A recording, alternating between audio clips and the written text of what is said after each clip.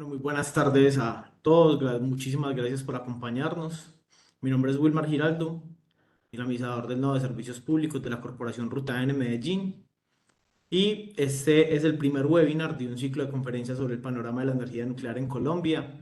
Esta importante temática se encuentra dentro del proyecto Nodos de Innovación Especializado, operado por la Corporación Ruta N. Invita IEEE, el Camino de Potencia y Energía, y nos acompañan como expositores las personas de el Diplomado en Energía Nuclear de la Universidad de Antioquia del Foro Nuclear Colombia. Hoy vamos a tener la posibilidad de hablar en este primer webinar sobre las tecnologías nucleares y la crisis ambiental en Colombia. La crisis ambiental global, perdón, nos acompaña el profesor Camilo Prieto Valderrama, que es un profesor de cambio climático y salud ambiental de la Universidad Javeriana y la Universidad del Rosario. Es investigador del Grupo de Asuntos Nucleares del Servicio Geológico Colombiano, médico con magíster en Energía y Sostenibilidad y magíster en Filosofía, especialista en Derechos Humanos. Hace parte del Comité Asesor del Foro Nacional Ambiental y es vocero de la ONG Fundación Movimiento Ambientalista Colombiano. Los dejamos con el profesor Camilo Prieto. Profe, suyo el piso. Wilmar, muchas gracias por este espacio, a Ruta N, a la Alcaldía de Medellín y por supuesto a la organización IEEE. Eh, Creo que compartir estos escenarios es absolutamente indispensable, no solamente para que nos aproximemos a una mirada mucho más informada acerca de las tecnologías nucleares, sino para que podamos ir dando cada vez esta conversación con un mayor nivel de profundidad, con un diálogo mucho más estructurado en torno a todo lo relacionado con el poder de los átomos, el poder de los núcleos. Vamos a tener una serie de conferencias semanales, seguramente todas las personas que están conectadas en este momento, que además me sorprende positivamente que hayan tantas personas sumadas a este evento. Entonces vamos a estar compartiendo, va a ser una serie de charlas, diferentes temáticas. Hoy estamos concentrados en este tema, pero vamos a abordar muchos temas. Entonces les pedimos que ojalá las próximas semanas también tengan una excelente disciplina para que estemos súper pilos a esta hora y conectados para poder compartir y, como les decía al inicio de esa breve introducción, de dialogar, de tener un diálogo nuclear. Hay un asunto por el que quiero arrancar. Esta ponencia la quiero dividir en dos partes. Lo primero es sentando como unas herramientas, unos fundamentos. Y después de esos fundamentos, miremos cómo se aplican actualmente esos fundamentos. Pareciera un oxímoron hablar de tecnologías nucleares y ambiente, y cuidado del ambiente, ¿no? Pareciera un imposible, pero espero demostrarles con lo que vamos a ver a continuación que no es así. Entonces, elementos fundamentales para poder llegar a la actualidad. Diciembre de 1898 se produce un descubrimiento que cambiaría para siempre la ciencia. Fenómeno de la reactividad y particularmente del radio por los esposos Curie.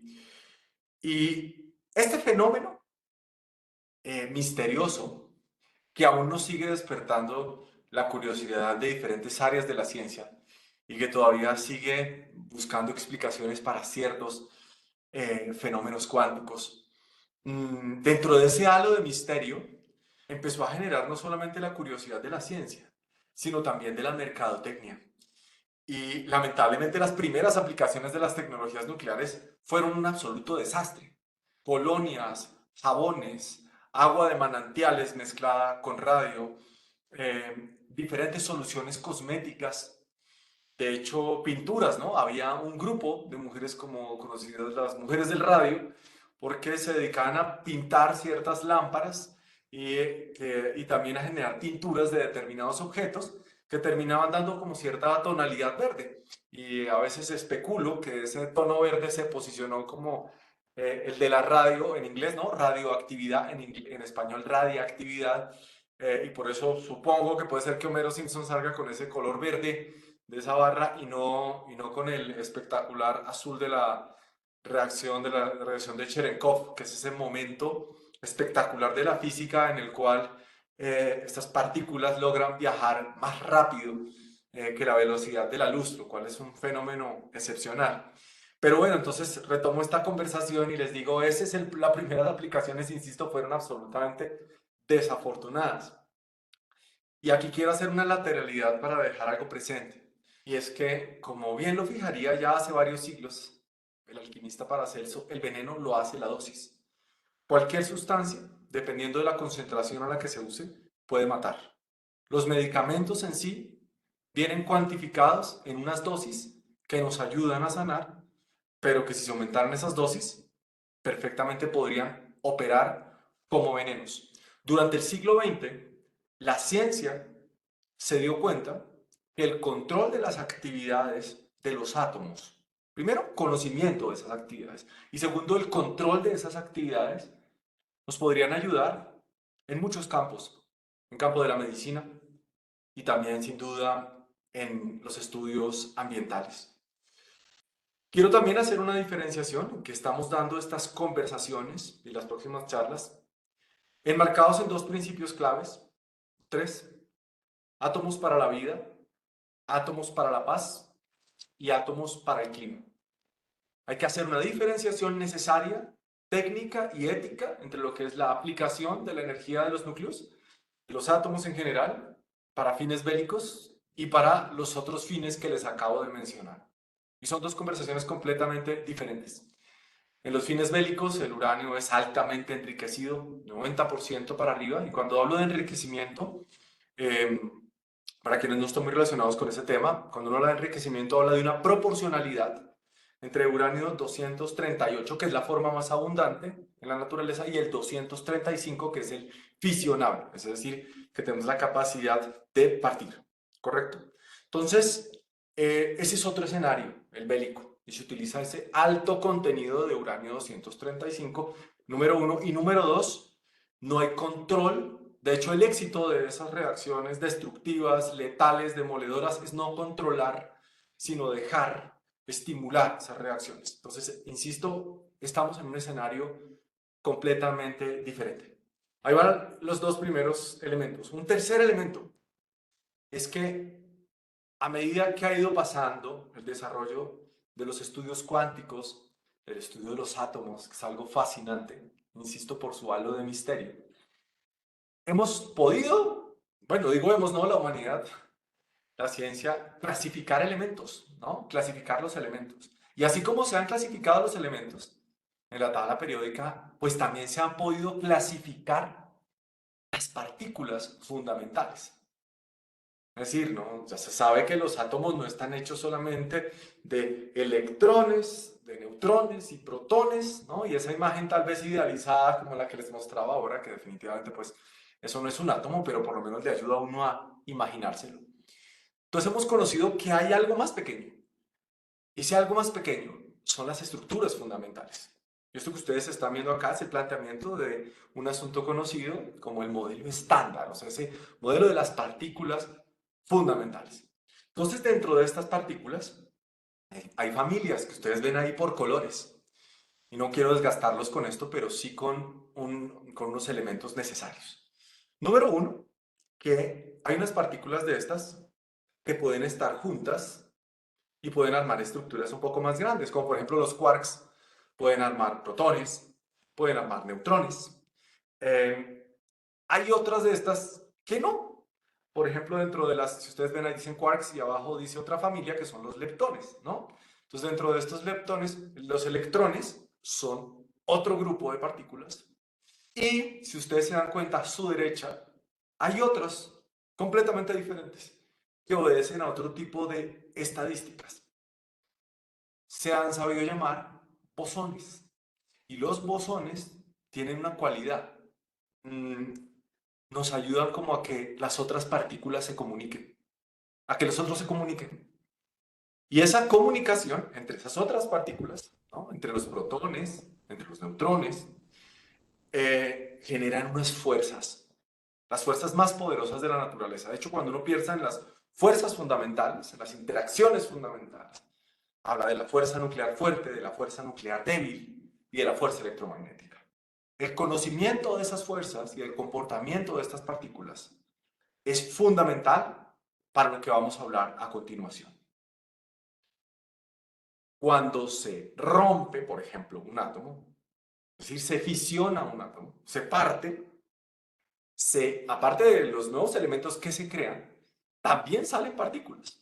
Por ejemplo, en este caso ustedes ven ahí unos neutrones que están asociados. Ahí está el cesio y el ruido y ustedes ven ahí, ¡pop!, neutrones. Entonces, ojo con ese elemento. Entonces, cuando hay una ruptura en un átomo, aparecen otros que quedan por ahí suelticos.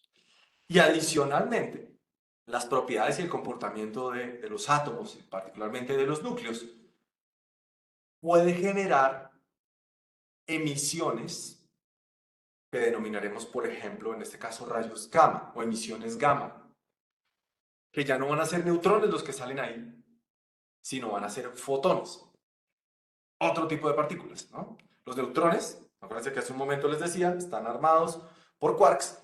Los fotones son otro tipo de partículas, son bosones, que acuérdense que les decía que servían para que los otros elementos otras partículas puedan comunicarse. Bien, entonces hemos hablado de neutrones que salen de esas reacciones, pueden salir estos fotones a través de radiación gamma, ok, vayan teniendo eso ahí, por favor. Y resulta que la ciencia ha podido establecer que de esa actividad de los núcleos, ¿no? Y esas emisiones y esa radiación que se produce, pues hay dos características que puede tener bueno, muchas, pero les quiero mencionar dos. Una de esas características es que sea una radiación ionizante. ¿Qué es ionizante?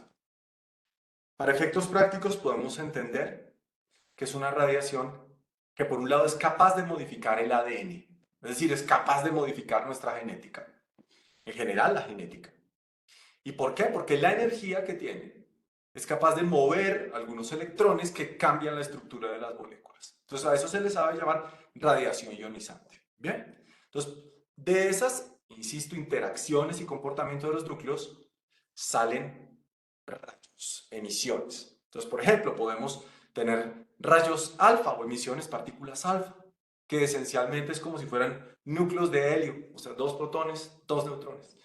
Tenemos emisiones beta, tenemos también radiación gamma, que como les explicaba, hace parte, pues está constituida principalmente de fotones y también podemos tener emisiones de neutrones.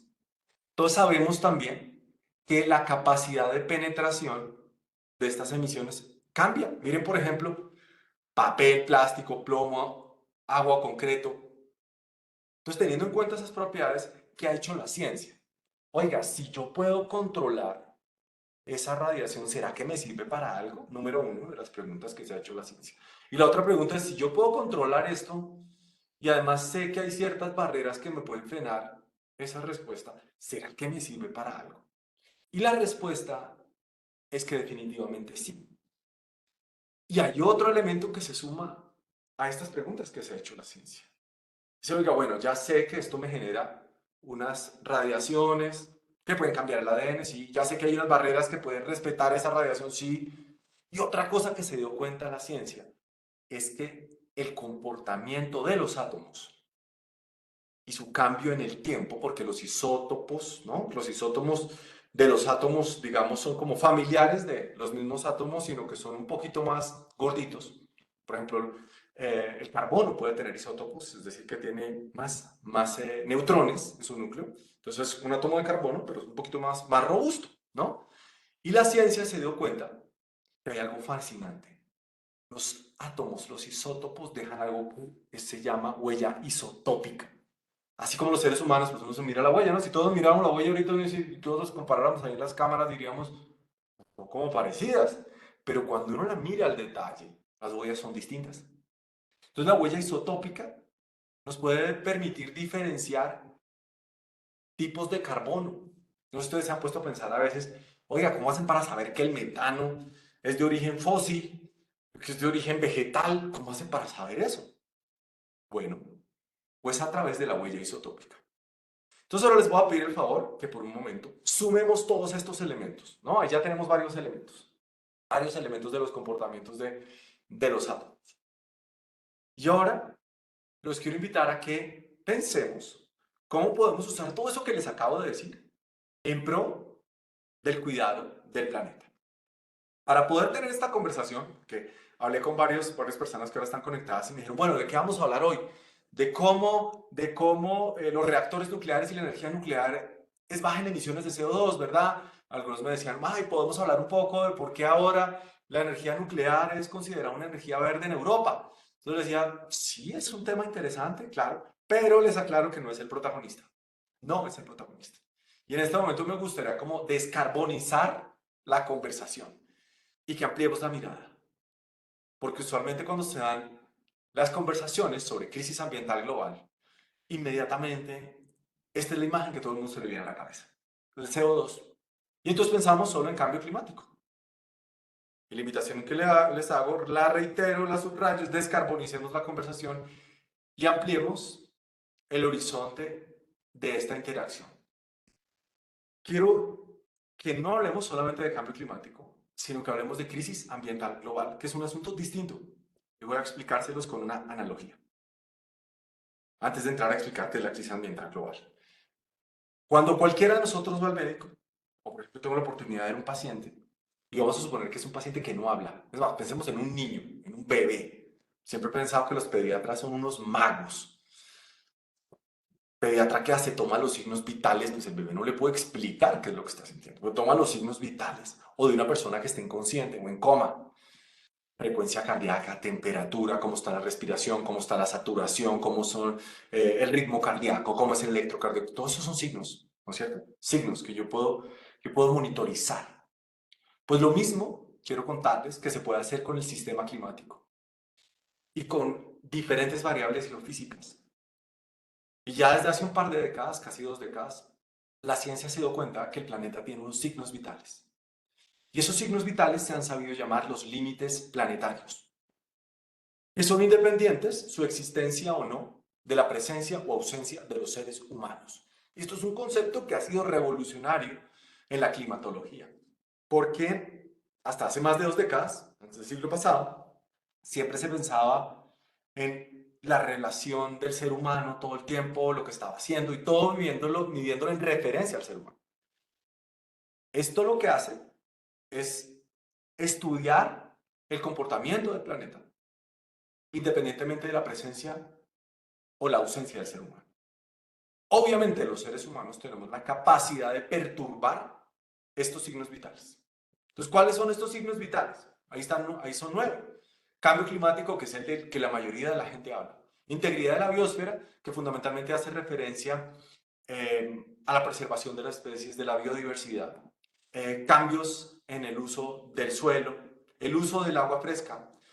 Cuando hablamos de los flujos bioquímicos, fundamentalmente se está hablando de los flujos de nitrógeno y fósforo.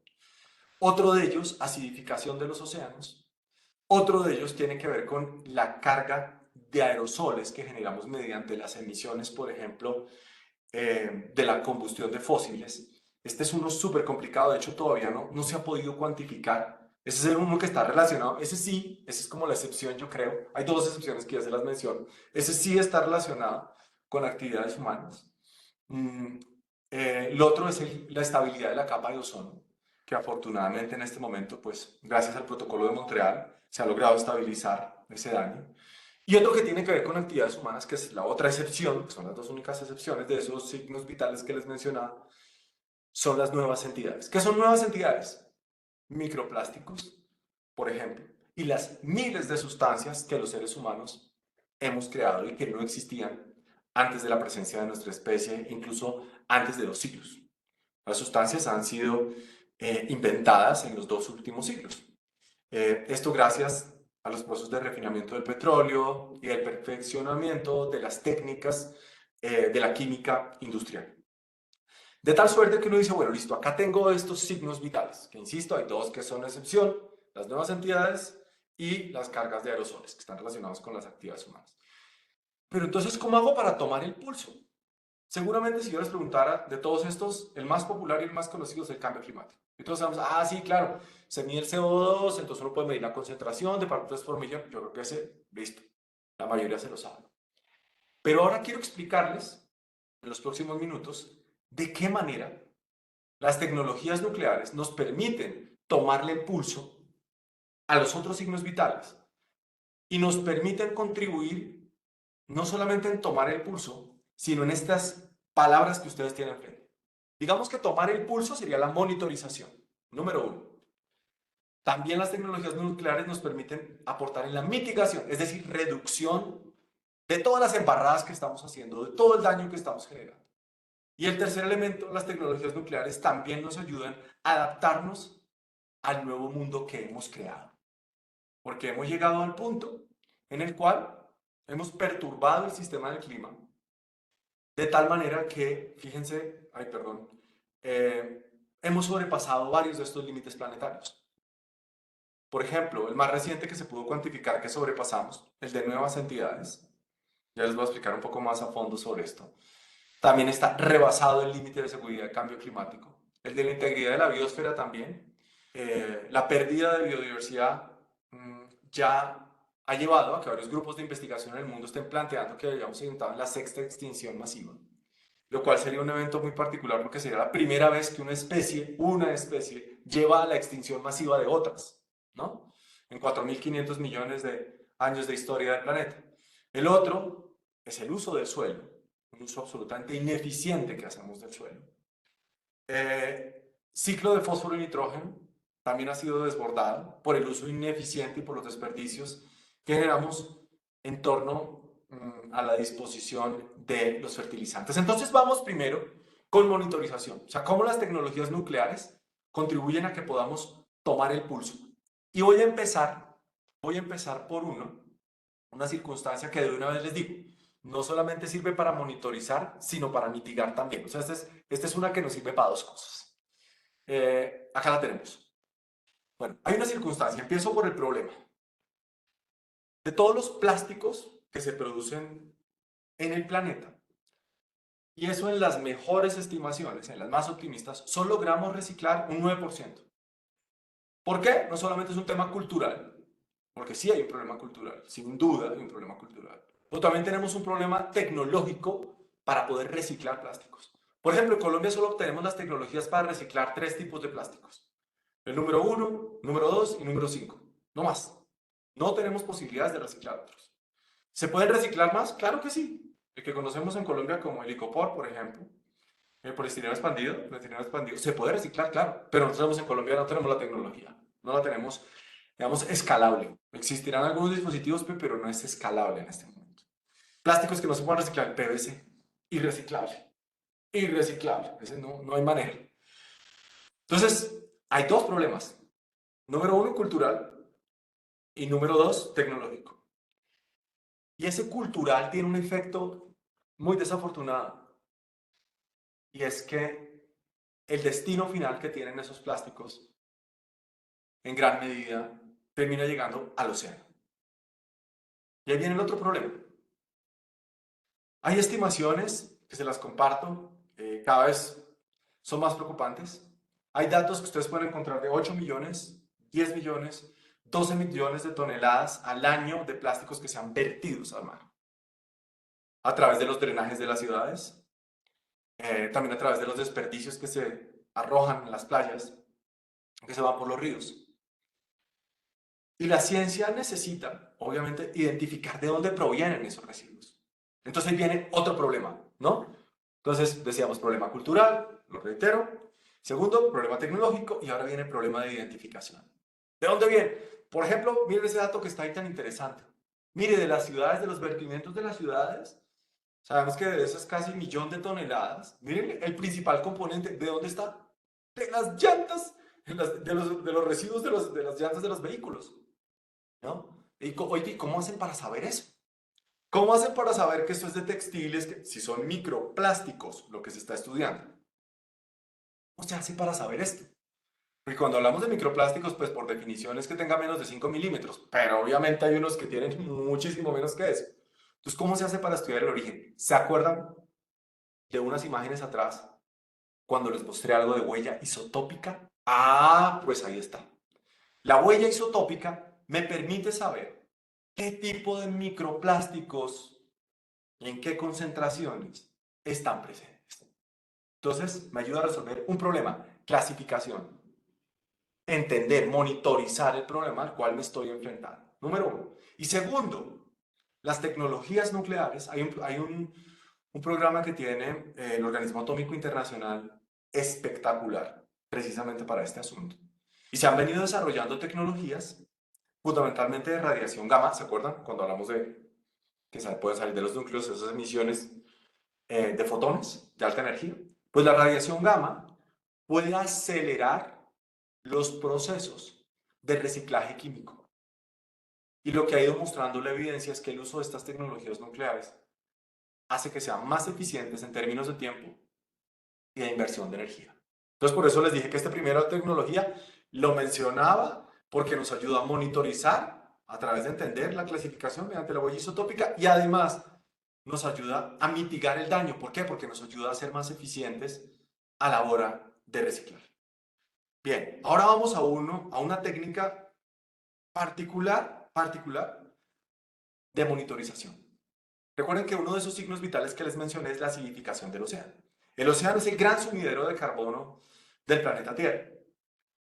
Las estimaciones nos dicen que alrededor de entre un 25 y un 30% de las emisiones de gas de efecto invernadero que hemos generado los seres humanos desde la revolución industrial han sido absorbidas por el océano. Y cerca del 90% de la energía térmica ha sido contenida por el océano. Pues bien, esa captura del océano, esa captura del CO2 por parte del océano ha ido cambiando su pH y ha hecho que se vuelva más ácido. Si comparamos los valores frente al periodo de la revolución industrial, preindustrial, estamos un 30% más ácidos. Y eso que ha llevado, obviamente, cambios en la vida marina. Y cambios que van a llevar, y ya lo están haciendo, a que se cambien las estructuras de los esqueletos de muchas criaturas marinas, de microorganismos marinos, e incluso de animales marinos. ¿Por qué? Porque se cambia la disponibilidad. Esto es un mecanismo fascinante, tan fascinante como preocupante. La disponibilidad de carbonato de calcio al cambiarse ese pH. ¿Y cómo podemos monitorizar? Precisamente también con huellas isotópicas. Y aquí no solamente con el empleo del carbono 14, por ejemplo, sino de muchos otros tipos de huellas, podemos empezar a medir qué es lo que está pasando y cómo va evolucionando la acidificación del océano. Ahora bien, yo les mencionaba también el límite planetario de los vertimientos de nitrógeno y fósforo. Y un gran problema que tiene la humanidad es cómo ser más eficiente en el uso del nitrógeno. Bueno, dos problemas con los fertilizantes, ¿no? ¿Cómo hacer para desacoplarlos de los fósiles? No hay manera en este momento. Escalable, financieramente viable. Claro, existen abonos orgánicos, sí, es cierto. Pero a escala industrial todavía no tenemos una estrategia para poder desacoplar la producción de la urea de los combustibles fósiles. Entonces, ¿qué necesitamos? Ser mucho más eficientes, aplicar de mejor manera los abonos y mediante el seguimiento y el estudio del nitrógeno 15, o sea, un isótopo del nitrógeno, puede uno llegar a establecer qué tanto se está fugando, qué tanto se está escapando y qué tan eficiente están haciéndose la aplicación de los fertilizantes. Huellas también que se pueden estudiar, por ejemplo en Colombia, muy necesaria en términos de aguas, del estudio. Les voy a dar una pista, me imagino que ya hay algunos que saben de qué estoy hablando. Si yo pienso en calidad del agua, contaminación por metales pesados del agua, ¿no?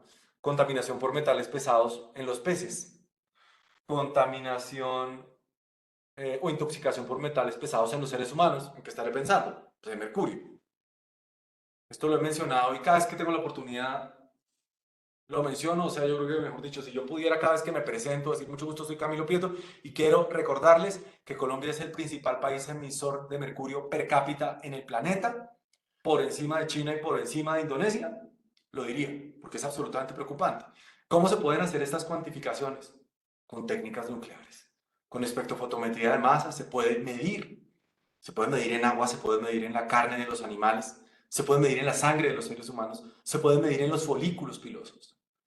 Por eso todas estas estrategias, muchas veces todas tecnologías forenses, CSI, ¿no? De hecho, casos del pasado muy interesantes que los invitaría a revisarlos un poco más a fondo.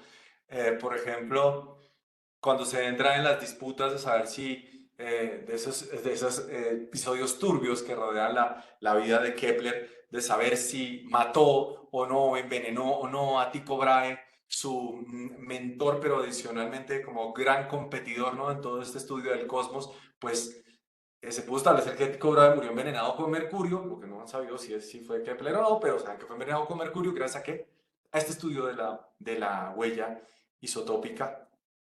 Y fíjense cómo a través de estos estudios podemos llegar a cuantificar, por ejemplo, la presencia también de pesticidas en el agua. Ahora bien, entonces, son algunos ejemplos, ¿no? Hay muchos más, pero les menciono algunos. Mitigación. Obviamente aquí sí tengo que tocar el tema del CO2. Obviamente sí. Obviamente sí. Es decir, recuerden, mitigación es cómo reducimos todo el daño y las embarradas que estamos haciendo. ¿Cómo podemos hacer mejor la tarea? Esto que les voy a mostrar ahora hubiera sido impensable hace 2 décadas. Pero cuando se empieza a estudiar el ciclo de vida de las diferentes fuentes de generación, esto implica la construcción, la generación, se empieza a mirar qué tanto factor de emisiones fundamentalmente es una unidad de masa de CO2 equivalente en este caso. ¿Por qué ahí dice CO2 equivalente? Porque no es solamente CO2, sino por ejemplo si hay emisiones de metano. Entonces hay un factor que me permite hacer una equivalencia, por ejemplo, entre el metano y el CO2. Entonces yo sé que una molécula de metano puede ser, perdón, una molécula de metano puede ser, perdón, alguien creo que tiene por allá el micrófono abierto. Jaime, ¿tienes el micrófono abierto? Sí. Muchos saludos, Jaime, si alguien puede contactar. Dice que cierre el micrófono. Gracias. Pero bueno, si alguien no cierra el micrófono, de todas maneras hablo un poco más fuerte. Gracias, Jaime. Entonces les decía, ese factor de emisiones me mide CO2 equivalente, insisto, reitero, o sea, yo puedo coger el CO2 y hacer la equivalencia con otro tipo de gas de efecto invernadero, como les ponía el ejemplo del metano. Entonces, reitero, una molécula de metano me equivale a 28 de CO2. Entonces, puedo comparar qué tantas moléculas de CO2 equivalentes yo tengo con respecto a qué kilovatio hora. Y acá, si ustedes se dan cuenta, hay unos rangos. Hay unos rangos porque no todas las centrales ni hidroeléctricas, ni termoeléctricas, ni centrales nucleares, ni parques eólicos, tienen exactamente el mismo factor de emisiones. No lo tienen. Entonces, por eso se hacen rangos. ¿Y cuál ha sido la gran sorpresa? Y la positiva sorpresa. Cuando miramos las centrales nucleares, tienen el rango más bajo de emisiones de CO2.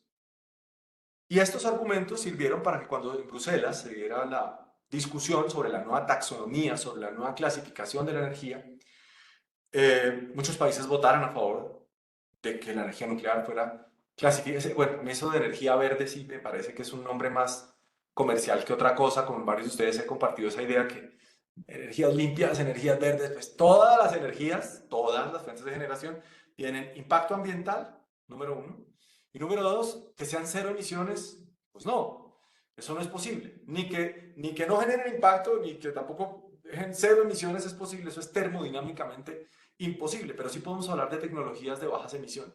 Y evidentemente la energía nuclear está ahí. Entonces viene otro factor que normalmente muchas personas mencionan, y es que asocian estas centrales de generación de núcleo de electricidad o energía eléctrica al riesgo vital. Dicen, no, esa vaina es peligrosísima. Eso es peligrosísimo. Y yo quiero invitarlos a que pensemos en qué es el peligrosísimo y lo cuantifiquemos mediante un indicador. Hay un indicador que es supremamente interesante que lo planteó este científico que lo tienen abajo, Sobacol, que tiene varios estudios al respecto y ya probablemente hay muchos otros más, pero es interesantísimo, es de ver mortalidad, accidentes, ¿no? Mortalidad por accidentes, relacionarlo con el teravatio hora generado. Y miren dónde está la nuclear.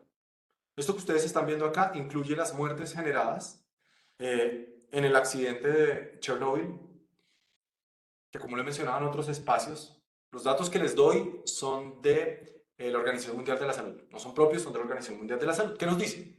Chernobyl hubo 50 muertes directas y se proyecta que desde el accidente a futuro se van a producir 4.000 muertes.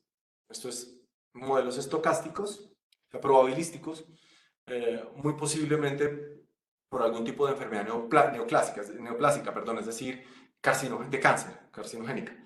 Esa estadística no se ha cumplido, afortunadamente, pero hubo esas alrededor de 50 muertes directas. Fukushima, que fue un accidente desencadenado por un seísmo de los más grandes que hemos que ha experimentado la Tierra, por lo menos en el último siglo. O sea, los días se acortaron, cambió el eje de inclinación de la Tierra un poco. Fue un evento absolutamente poderoso y cataclísmico. Eh, una muerte directa, obviamente miles de personas también alrededor de esto sufrieron desplazamientos, muchas víctimas, no directamente por la radiación, pero sí por los desplazamientos. Y eso hay que tenerlo presente y no hay que minimizar esa situación, pero hay que tener un comparativo, y ese comparativo se los quiero mencionar en el siguiente orden. ¿Cuál es la fuente de generación que produce más muertes al año? Los fósiles. Dentro de las 8 a 10 millones de vidas que al año se lleva el deterioro de la calidad del aire, los modelos nos dicen que aproximadamente un millón de todas esas personas que les mencioné se producen en relación a la combustión de fósiles. Eso es completamente escandaloso. Y si ustedes miran, de todas las fuentes de generación, ¿cuál es la única? Lo mencionábamos hoy en un evento de WINS, del Instituto Mundial, de la Seguridad Física Nuclear. Decíamos, bueno, ¿cuál es la única industria que se hace responsable de sus residuos? ¿Cuál es? La única es la industria nuclear. Que sí, que la industria nuclear tiene riesgos, por supuesto. Claro que sí, pero los gestiona. Y cada vez los gestiona mejor. Hay tecnologías diseñándose para poder reciclar los residuos nucleares, para aprovecharlos mucho mejor. Colombia, por ejemplo, tiene un manejo en tránsito. Ya tendremos en otras conferencias la posibilidad de hablar sobre el tema, pero les adelanto algo. Colombia maneja residuos nucleares en tránsito desde 1965, porque el generador del combustible tiene que hacerse responsable de esa disposición final. Y Colombia tiene prohibido, por norma, importar residuos radiactivos. Entonces, sí generamos, pero esos residuos están en tránsito y tienen una disposición final. Y aquí señalo algo, no porque una actividad tenga riesgo, entonces no hay que hacerlo. Imagínense donde las cirugías de corazón abierto, que, dígame que hay más peligroso que una cirugía de corazón abierto, lleno de riesgos, ¿no? O sea, hay que parar el corazón. Las cosas que a mí me impresionó cuando yo estudié en medicina era entrar a una cirugía cardiovascular y que le indujeran un paro al corazón. Imagínate ver el corazón moviéndose y es que queda quieto para poderlo suturar. Mientras una máquina hace las veces del corazón. Peligrosísimo, peligrosísimo. Sí, si usted le dijeran, ¿a usted qué tan peligroso le parece detener el corazón? No, morirse. Pero si ese riesgo se puede gestionar, entonces es lo mismo. ¿Tenemos un riesgo? Sí, pero si el riesgo se puede gestionar, que es una realidad. O sea, si hay una industria que tenga unos márgenes de seguridad altísimos, nosotros normalmente tiene el paradigma de la aviación, pero ahí les hago el paralelo, es la industria nuclear. Los protocolos que se manejan alrededor de la seguridad, porque hay un asunto de seguridad física nuclear, es decir, de la infraestructura nuclear, y de los protocolos de seguridad de los procesos que se hacen dentro de las centrales. Imagínense, por ejemplo, ojalá jamás ocurra, y no lo pongamos en ejemplo de Colombia, en un país X, un avión cae contra una represa, un atentado terrorista de un avión contra una represa. ¿Mm? Hay mucha gente que dice, no, es que en Colombia no hay ni que pensar en reactores nucleares, ¿por qué tal el terrorismo? Entonces también digo, bueno, entonces, ¿qué tal el terrorismo de un avión contra una represa? Resulta que las centrales nucleares, con las tecnologías actuales, pueden incluso soportar el impacto de un avión. Yo no creo que ninguna represa está diseñada específicamente pensando en esa circunstancia. Y no por eso, no porque las represas reviertan riesgos, entonces no hay que hacerlas. Sino, insisto, la clave es la gestión del riesgo. Entonces, no es anular la idea de que esto tiene riesgo, porque hay que tener conversaciones honestas. Sí, pero así como hay riesgo, también hay manera de gestionarlos. Otro asunto de mitigación. Ya pasamos los casi 840 millones de personas que duermen con hambre. Todos los días se acuestan con hambre. Superamos también un 40% de un desperdicio global de alimentos. Entonces, la humanidad ha encontrado una estrategia para prolongar la vida útil de los alimentos. ¿Cuál es? Plastificarlos. Bueno, pues hay otra: radiación de los alimentos. Radiación de frutas, de verduras, de cosméticos a través de radiación gamma. ¿Qué permite la radiación gamma? Es una medida fitosanitaria. Muchos países lo hacen. Por ejemplo, Brasil es líder en América Latina. Cuba tiene tecnologías de radiación fitosanitaria mucho más amplias que las que te podemos tener en Colombia. En Colombia estamos súper colgados con estas tecnologías. ¿Se imaginan que pudiéramos disminuir el desperdicio de alimentos? ¿Pudiéramos prolongarlos de esta manera? Seguramente esto podría ser una estrategia para pensar en seguridad alimentaria y también en luchar contra el hambre. ¿Cómo podemos adaptarnos al nuevo mundo? Voy a mencionarles estas tecnologías rápidamente para que tengamos algún espacio para preguntas. A mí esta es de las que me parece más impresionante de todas, las que os voy a mencionar ahora. Pensemos en esto. El cambio climático, el incremento de la temperatura global, está llevando a que los vectores, es decir, los insectos que son capaces de transferirle enfermedades a los seres humanos, enfermedades transmitidas por vectores, por ejemplo, el dengue, chikungunya, la malaria, ¿no? Este tipo de enfermedades, Chagas, por ejemplo, también, son, insisto, transmitidas por un vehículo. Ese vehículo son insectos. Número uno, ahí está entonces, enfermedades por vectores. Entonces, si yo cada vez voy a tener eso más frecuente, ¿verdad? Porque hay muchos modelos, les hago una lateralidad, el más complicado de modelar es el de la malaria, ese lo voy a dejar por fuera, ese es enredadísimo. Pero los otros, por ejemplo, con respecto al dengue, chikungunya, sí varios modelos que nos dicen, oiga, va a haber una migración y una movilización de las áreas de brotes epidémicos. Entonces, una de las estrategias que ya se puede hacer, o sea, esto que les estoy mostrando no es ciencia ficción, es que se crían los insectos, eso ya lo sabe hacer la ciencia desde hace varias décadas. Se separan machos, hembras, se hace una irradiación de los machos y quedan estériles. Y después se liberan. Entonces los machos salen a competir con los otros que sí son fértiles y después terminan saliendo huevos no fecundados. Entonces, control de vectores. Por ejemplo, ahora vamos para el tema agrícola. Entonces, el tema de control de, por ejemplo, de polillas y de moscas. Menciono el de las polillas porque es particular. Las polillas les ha costado a los investigadores calcularles la dosis de radiación, porque sí es más alta que la de los mosquitos, pero no puede ser tan alta porque se terminan muriendo. Entonces calcularla ha sido difícil, pero ya encontraron el punto donde se pueden irradiar las polillas y termina produciendo lo mismo, una descendencia que es estéril y así se termina generando el control poblacional. Y asimismo se hace con las moscas, que generan enfermedades en diferentes tipos de producciones agrícolas.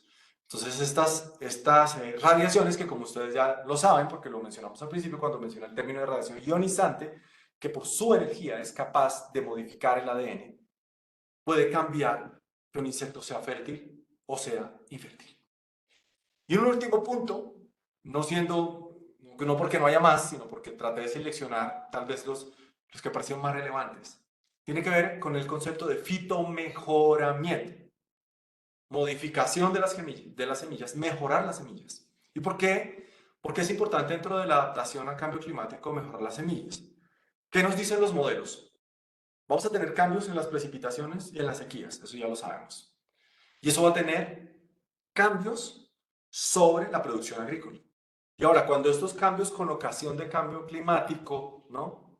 Se producen sumados, porque ya hay interposiciones, por ejemplo, en Costa Rica han estado estudiando esto de cómo la interposición, por ejemplo, entre fenómeno del niño y niña, que no son cambio climático, sino variabilidad climática. Entonces, esa interposición con los efectos en sí del cambio climático pueden tener unos efectos muy negativos sobre la producción agrícola. Entonces, ¿qué necesitamos? Semillas que sean más resistentes a las sequías, semillas que también sean resistentes, ciertamente resistentes a algunas plagas. Y esto sumado a las tecnologías de transgénesis nos pueden ayudar a incrementar el contenido nutricional de las semillas en el futuro. ¿Por qué esto va a ser importante? Porque asimismo también los modelos nos dicen que a medida que se incrementa el CO2, que opera como un fertilizante, ¿no? Mucha gente dice, ay, pero ¿qué les preocupa en el sector agrícola si el CO2 ha aumentado la densidad arbórea en muchas regiones y pareciera ser un fertilizante? Pues sí, pero es que no es solo eso, es también el incremento de la temperatura, ¿no? Y los modelos nos dicen que vamos a tener seguramente, les pongo el ejemplo en la soja, en el maíz y en el trigo, variaciones en la concentración del hierro, del zinc y también de las proteínas. Por tanto, si ustedes se dan cuenta, estamos ante unas posibilidades tecnológicas muy importantes que, fíjense que no tienen que ver específicamente ni con las aplicaciones en medicina. Yo no les hablé de radioisótopos para su uso en diagnóstico temprano del cáncer, ni en diagnóstico temprano de enfermedades cardiovasculares. Tampoco les hablé del tratamiento del cáncer con radioisótopos, ni del tratamiento de cáncer de próstata, ni de cáncer de... No les hablé nada de eso. Y hablamos muy poco, prácticamente nada, de generación de nucleoelectricidad, sino que les hablé de otras tecnologías que ya se están usando, si esto no es ciencia ficción, que nos pueden permitir a que esa energía y esas interacciones que se dan en los átomos nos permitan proteger y cuidar la vida en el planeta. Y también proteger el futuro de nuestra especie, proteger las futuras generaciones. A lo sumo, tecnologías nucleares claves en la monitorización, en la mitigación y en la adaptación ante la crisis ambiental global. Muchas gracias, eso era lo que tenía para compartirles.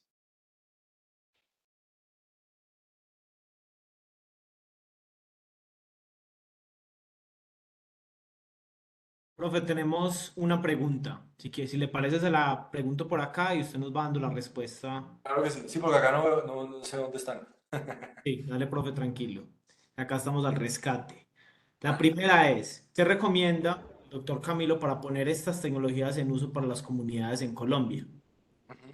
Bueno, hay varias cosas. Lo primero es que las tecnologías nucleares, hay de muchos, bueno, voy a hablarles de estas específicamente, de estas, porque es que hay N aplicaciones, ¿no? O sea, si yo les dijera, por ejemplo, hasta los detectores de humo tenemos tecnologías nucleares, ¿no? Por ejemplo. Pero ¿cómo se pueden aplicar para las comunidades? Fíjense cómo a través de un impulso de política pública, Colombia podría tener laboratorios, tener más tecnología que le permita generar estos beneficios a las comunidades, por ejemplo, en sus prácticas agrícolas. ¿En Colombia hacemos mucho de esto? Sí, con limitación, pero se hace. Por ejemplo, el Servicio Geológico Colombiano se han desarrollado, pero muchos laboratorios con aplicaciones en geología, en medio ambiente. Pero donde en Colombia lográramos impulsar este sector, imagínense donde las personas pudieran tener un uso más eficiente de los fertilizantes, ahorrarían dinero, podrían ahorrar mucho dinero. Si adicionalmente las personas pueden acceder a este tipo de semillas de las que les estoy hablando, podrían evitar pérdidas, ¿no? Entonces yo creo que para esto me atrevería a plantear algo, ¿no? Que Colombia necesita una misión económica en tecnologías nucleares. ¿Qué es misión económica? Ese es uno de los conceptos de Mazzucato, tan leída actualmente, y es una integración público-privada. Acá se necesita inversión público-privada. En la medida en que se genere esa misión, que eso durará unos buenos años, esto va a redundar en que nuestras comunidades puedan acceder a los beneficios generados por este tipo de tecnologías. Voy a ponerles una situación. En este momento no tenemos datos actuales de cómo se encuentra la calidad del agua en Timbiquí o en muchos municipios del Pacífico colombiano con relación al mercurio. No hay datos actuales. No hay. Si tuviéramos más tecnología, seguramente el costo de hacer esas investigaciones pues bajaría. Y eso redundaría en un beneficio para las comunidades, para conocer cómo está su estado de salud y también en pensar en medidas de promoción y prevención en salud pública. Perfecto, profe. Tenemos otra pregunta. Esta es de Juan José. Buenas tardes, profe. Gracias por la charla. A esta altura conviene pensar no solo en fuentes bajas en emisiones, sino incluso en fuentes que permitan extraer CO2 de la atmósfera. ¿Cómo está respecto a esto la energía nuclear comparada con otras?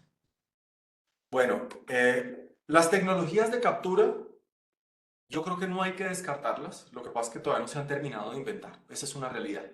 En este momento, cuando uno hace la comparación de la eficiencia energética de estas tecnologías de captura, se da cuenta que terminan consumiendo altísima cantidad también de energía, terminan generando CO2. Y hay algunas tendencias que hablan de desplazarlas y decir, quíteme esto de acá. No, yo creo que hay que seguir persistiendo en esas tecnologías de captura, número uno. Número dos, las tecnologías nucleares de nucleoelectricidad han ido evolucionando a tal punto que, por ejemplo, les voy a mencionar algunas circunstancias. Los reactores de cuarta generación y varias tecnologías de centrales grandes van a permitir reciclar los residuos. Entonces, si yo reciclo el residuo o lo aprovecho más, mi huella de CO2 va a bajar porque la producción de las pastillas de uranio ya no va a ser la misma inversión de CO2 por cada kilovatio hora. Entonces, la tendencia va a ser, en la medida en que se haga un uso más eficiente del uranio, por ejemplo, se haga un mejor aprovechamiento del combustible, esa huella del CO2 cada vez va a ser menor, lo cual, pues, yo creo que despierta un optimismo interesante. Ahora, también hay que tener un diferencial, por ejemplo, en el caso de Colombia, uno podría pensar, yo imagino que en charlas posteriores lo hablaremos, pero les dejo ahí como les dejo ahí ¿cómo se llama esto? El inicio, y es lo siguiente. Si estamos pensando en zonas no interconectadas, que además son las de menor sismicidad en el país, si pensamos en el oriente, o sea, hacia el macizo guyanés, perfectamente podríamos tener a futuros reactores modulares. Y va a ser mucho mejor que para generar energía eléctrica en Leticia y en muchas ciudades del oriente del país, se deje de quemar diésel, que además es el combustible fósil líquido que recibe más subsidios de todos, pero además es el que más contamina.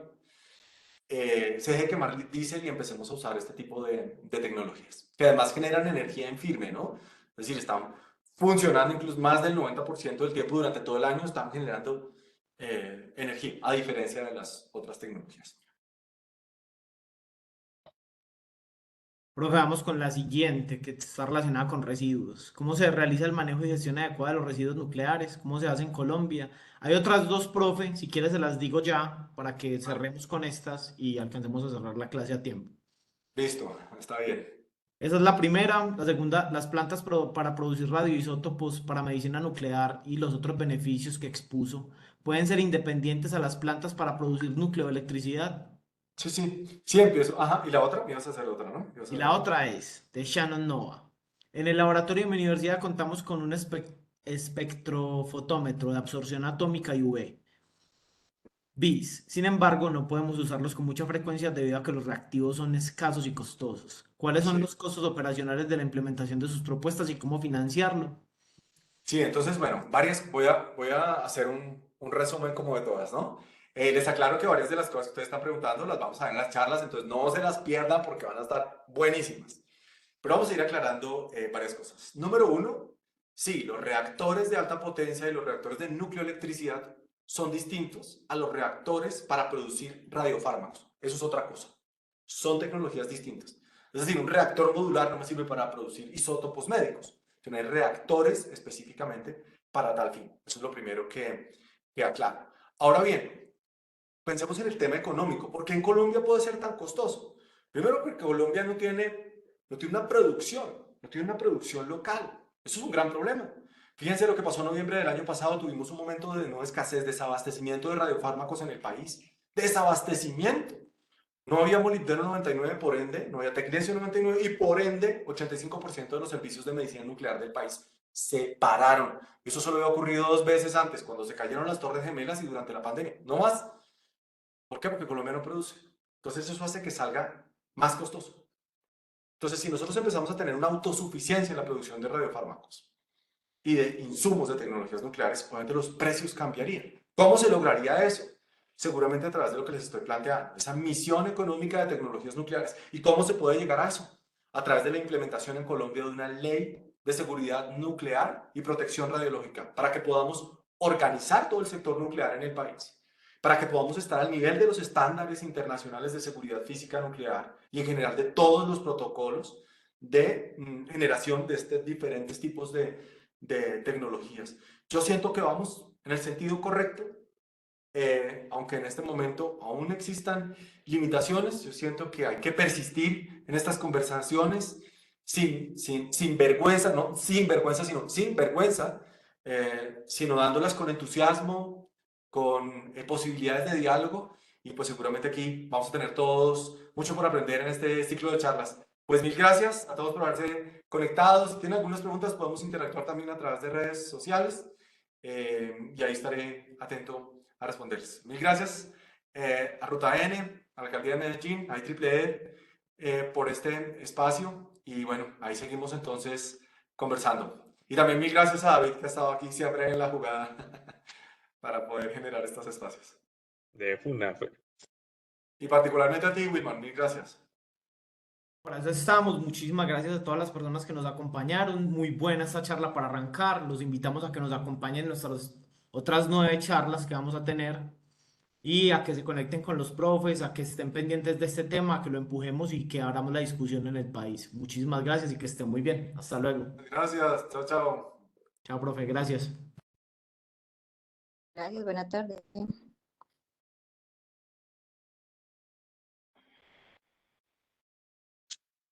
Muchas gracias.